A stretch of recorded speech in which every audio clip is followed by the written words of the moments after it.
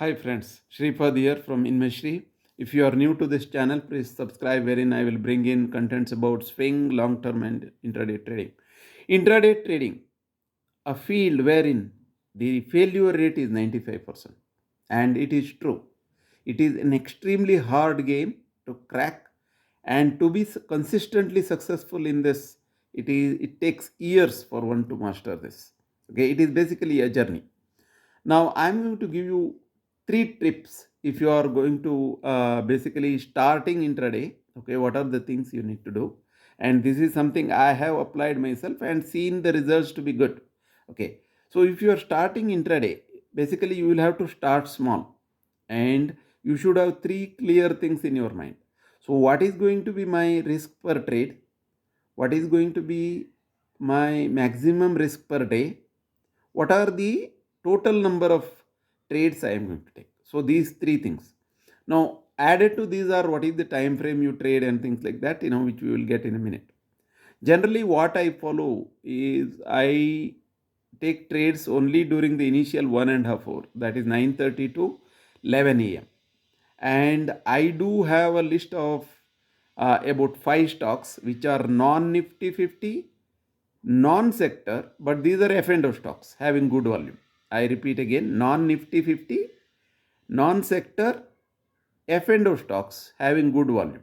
So you could take your own approach. I mean, if you want to trade something in a particular sector, but I generally feel that if you pick something from a sector, you will have to follow the Nifty 50, you will also have to follow the sector and then the stocks. That becomes too much for the intraday, for that quick decision.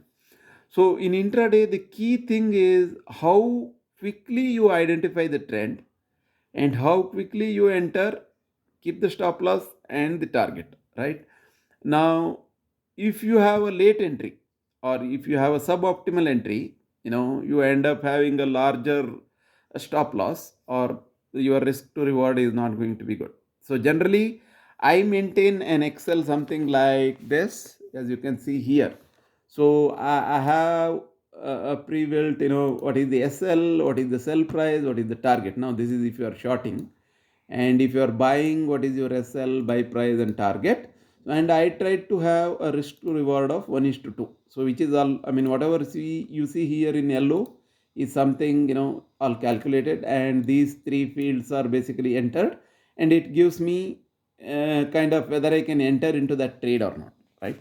Now, coming back to the question of, once you take a trade, okay, so once you take a trade, you need to be held on to that trade. So basically you have to be having a strict stop loss, strict target and strict SL, right? So many times what happens is, in the fear of missing out, you may take a later entry, or in the fear of losing profit, you may book profit early. I mean, that will not give you a success in the long run.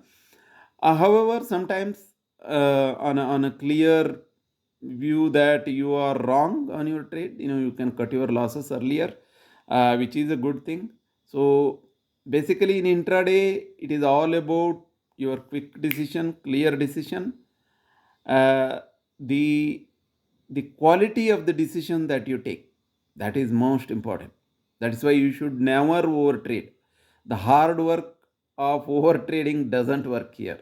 I will tell you, when I begin, doing intraday, I used to take 9-10 trades, and I used to lose a lot of money. So now I have made a rule book wherein my trading time is this: maximum number of trades per day is 3, maximum number of losses per day is 2.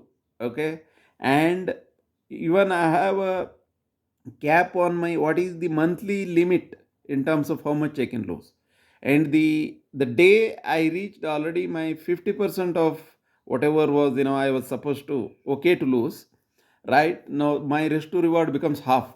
Risk to reward, not risk to reward, basically my risk for the future trades basically gets half, right? So you have to do all these kind of continuous learning. And I also keep a ledger of everyday trades, what mistake I made, and basically correct that mistake, or try to correct that mistake in the upcoming trades. Basically, it is an extremely long haul. So, for someone who is starting new, I would suggest that you start very small, try for 3, 6, or maximum 1 year. If you are not able to be break even, okay, if you are not able to break even, I would suggest you don't continue the intraday. You better do swing trading or long term. Hope this has given you into some insight into what goes into intraday trading. If you like this video, please like and subscribe my channel. That gives me motivation. Thank you.